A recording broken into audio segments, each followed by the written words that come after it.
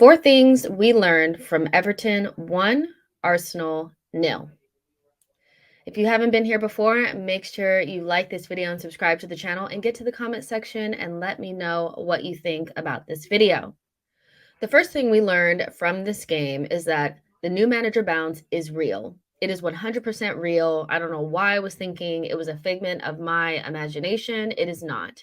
Sean Dyche is a quality manager that knew exactly what to do to get his Everton side rip roaring and ready to go. They made fun of him for beep test, but the beep test was working because those boys were absolutely behind Sean Dyche and his plan for that match, and they were on it from minute one. I think Arsenal had about 10 minutes of decent, controlled possession in the first half, but beyond that, Everton were quite comfortable. They were able to snuff out most of our attempts at goal.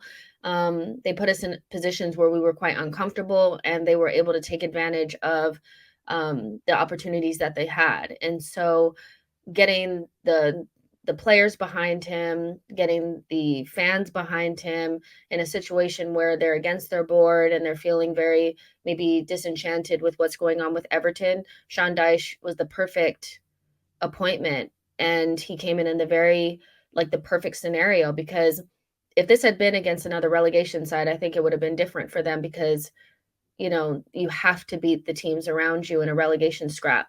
But going up against Arsenal, an Arsenal team that played very poorly on the day, and with it feeling almost like a free hit, they didn't have to win that game. They just had to get something out of it, and to walk away with 3 points was the perfect scenario for Everton and the worst possible scenario for Arsenal. So the new manager bounce is absolutely real, and that's the first thing that we learned today. The second thing we learned is we still may be in a position where we cannot lose Thomas Partey. In the first half, he was not good. Nobody was good. I would say maybe 2 players were decent in the first half, and he was not one of them. But the reality is when you're playing up against an Onana and a Gay and Decore, these players are physical. They're able to get stuck in. They can cover ground quickly. They were up for it, but they also have the physical capacity to overwhelm you. And we were absolutely overwhelmed in the first half, I felt. And once Thomas Partey left the pitch, in the second half, it was just like free for all in the middle for them. We lost complete control of the midfield. We couldn't build through the thirds. And it left me feeling like we're still in a position where without Thomas Partey, we look like a completely different side. And that's no shade to Jorginho. There's a lot of obviously narrative going around that he was the wrong signing because of the fact that he came in and the goal came right afterwards. But the reality is that one, he didn't make the substitution. I think the manager is the one that is culpable for making that substitution. And two, Jorginho is the type of player that you want to come in when you're up a couple of goals and you want to keep possession and keep the ball ticking. Once you go behind, he's not the type of player that you want out there to try to get the game going when you're going up against 3 really solid midfielders that are up for it. And so Thomas Partey leaving the pitch did leave me feeling like, wow, we still cannot in a situation like we were today, we still cannot really operate without Thomas Partey, especially when the team is not really playing well. I think if Thomas Partey doesn't leave the pitch, I think we leave there with a draw. I really think even maybe Partey is the player that, is on Tarkowski instead of Odegaard in that scenario on the corner. So for me, we're still in a position where I think we're stronger after the January transfer window. I think Jorginho is going to be good in certain scenarios, but when we go a goal down against Everton with the new manager bounce, with the physical midfield beating down our door, that's probably where you're going to need Thomas Partey. So, yeah. The third thing we learned today is that Martinelli needs support. Over the last couple of games, there has been whispers and conversations and debates around Martinelli's form. And I think a lot of us understand that when you shift things around in the front line, the combinations are broken, the partnerships are broken. And so players find it difficult to see the same pictures that they saw before.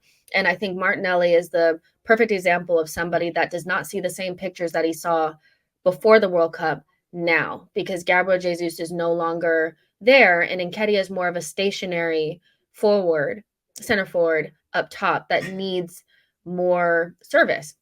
And so Gabriel Jesus, when he was in there, he was switching places with Martinelli, giving him the opportunities to go central and venture a little bit more, have a more of a free role. And he wasn't so isolated on the left-hand side.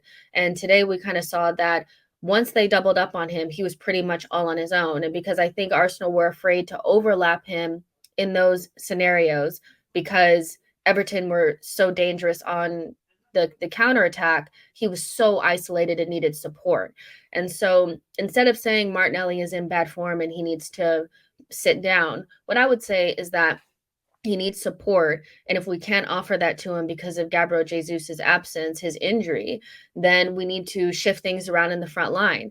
Maybe somebody like Trossard coming in that's a little bit more inventive and creative in isolated scenarios on the wing would be a little bit more useful right now to Arsenal in a scenario where they don't have Gabriel Jesus that can switch positions with Gabriel Martinelli. People know exactly what we're going to do with Martinelli. Double him up, just show him the sideline and the end line, and he'll run out of ideas. And that's no shade to Martinelli. We know he's a great player when he does his thing, but right now it's just not working. So get him some support or shift things around.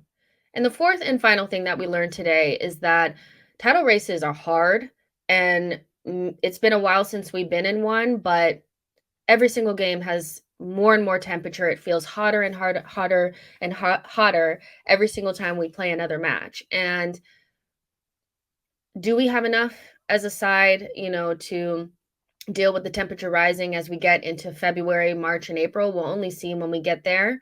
But today's game felt so much more, it felt like there was so much more riding on it than games did in the past. We've lost to relegation sides in the past, but this felt like a real kick in the teeth because we know that Manchester City and Spurs are going to play against each other. And we had a really good opportunity to go 8 points clear. Either we're going to look at ourselves and kick ourselves even more if Manchester City drop points, or Manchester City go to Spurs and get those 3 points, and then we only have 2 points. We're only 2 points ahead of them. So I think what we learned today is that the title race, there's something extra on every single match. Every single match from here on out is going to feel like a cup final. And because other teams are also fighting for things. They're fighting for Europe. They're fighting for their own title race. They're fighting through relegation battles. Everybody is going to turn it up a notch, and Arsenal have got to be up for the fight. The performance today was a little bit reminiscent of the games that we played against, Crystal Palace away, Brighton at home, in that really bad run, when we were coming up to the end of the season.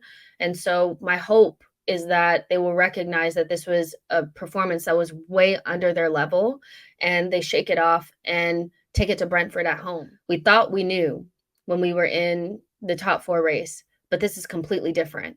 And Arsenal are in an unprecedented situation where they could potentially win their first title in 18 years. And so they need to be ready for it and understand that every single game is going to get more difficult. So you have to raise your level. This is the second game that we've lost this season. We haven't dropped very many points, but the games are going to get harder. The task is going to get harder, and the temperature is going to rise. And so hopefully Arsenal are out for it. All right, so let me know what you guys thought about this video. Also, let me know in the comment section what you learned from this game and whether or not you feel like this is going to be a one-off or this is a carry-on of some sort of form. Now, remember, we have lost to Man City in the Cup, and we've also lost to Everton in the Premier League. In my eyes, that's 2 losses on the bounce. Can Arsenal make sure that it's not 3? You let me know in the comment section. Like and subscribe, and I'll see you guys in the next one.